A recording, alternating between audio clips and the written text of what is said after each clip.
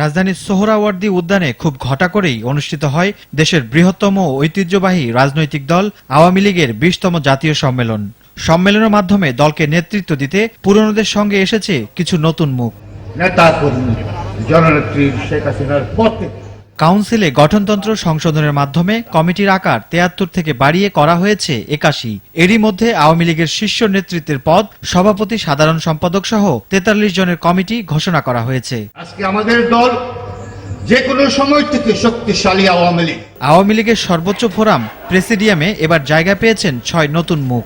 Dhaka city corporation নির্বাচন সহ স্থানীয় সরকার নির্বাচন ও ঢাকা মহানগর আওয়ামী লীগের নতুন কমিটি বাছাইয়ে কাজ করেন ২ সাবেক মন্ত্রী আব্দুর রাজ্জাক ও ফারুক খান।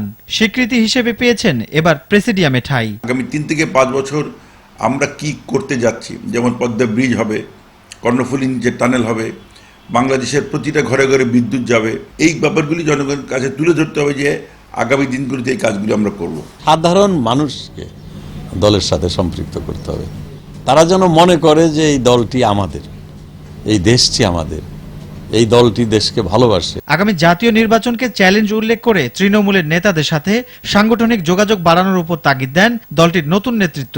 আগামী যে নির্বাচনটা আছে ২০১৯ সালের, এটা হচ্ছে বাংলাদেশের জন্য, এটা আওয়ামী লীগের জন্য শুধু না, বাংলাদেশের জন্য চ্যালেঞ্জ। বাংলাদেশ যে গতিতে এগিয়ে যাচ্ছে সেই গতিটা ধরে রাখার জন্য যে যাত্রা, সেটাকে অব্যাহত রাখার জন্য আগামী নির্বাচনটা একটা বিশাল চ্যালেঞ্জ। আওয়ামী লীগের প্রতি তরুণ প্রজন্মের সমর্থন বাড়ানোর পাশাপাশি নারী নেতৃত্ব বিকাশের কথা জানান দলের নীতি নির্ধারকরা। বাংলাদেশ আওয়ামী লীগের যে লক্ষ্য, যে ২০২০ সালের মধ্যে ৩০% নারী প্রতিটি কমিটির প্রতিটি পর্যায়ে থাকবে, সেটা আমরা এখনো অর্জন করতে পারিনি। আমরা চেষ্টা করছি। যে কোনো দেশের পরিবর্তনে তরুণরা, যুবকরাই সবচেয়ে বড় ভূমিকা রাখে। আন্দোলন সংগ্রামে বলেন অথবা দেশ গঠনেও বলেন, কাজেই আমরা তরুণদেরকে সম্পৃক্ত করতে চাই। এদিকে প্রথমবারের মতো দলের স্বাস্থ্য সম্পাদকের দায়িত্ব পেলেন স্বাধীনতা চিকিৎসক পরিষদের নেতা ডাক্তার রোকেয়া সুলতানা।